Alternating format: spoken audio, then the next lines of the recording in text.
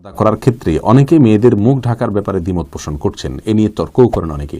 সূরা নিসা ও আরও কিছু আয়াত পড়ে আমি মুখ ঢেকে চলি, এ ব্যাপারে আপনি কিছু বলুন। বোন নিশাত, আপনাকে বলবো, পর্দার ক্ষেত্রে মেয়েদের মুখাবয়বকে পর্দার অন্তর্ভুক্ত মনে করতেন না মুতাকাদ্দিমিন ওলামা একরাম, ইসলামের ইতিহাসে শুরুর দিকের স্কলারগণ এটা মনে করতেন না।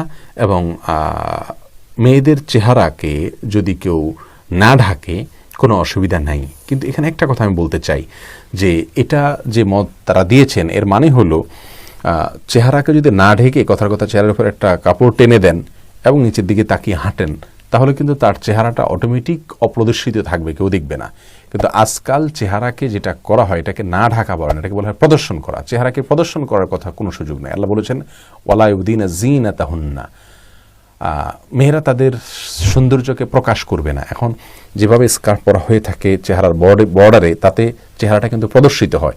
আল্লাহ বলেছেন যে ইউদরিনা আলাইহিন্না মিন জালাবিবিহিন্না, মেয়েরা তাদের মাথার উপরে কাপড়কে টেনে দিবে। তাহলে টেনে দিতে বলা হয়েছে, চেহারা ঢাকার দরকার নেই, টেনে দেন, তাহলে সেক্ষেত্রে প্রদর্শন আর হবে না এবং সৌন্দর্যকে ঢাকা হয়ে যাবে।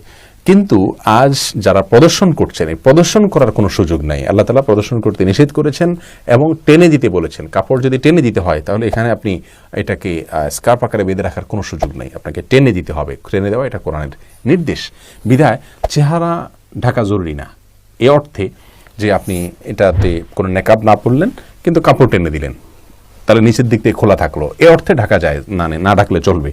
কিন্তু আপনি না ঢাকলে চলবে এর মানে যদি আপনি মনে করেন যে এটাকে প্রদর্শন করা যাবে, তাহলে এটা ভুল ধারণা। অনেক মেয়েরাই এই ভুলটা করে থাকেন। আল্লাহ বুঝার তৌফিক দান করুন।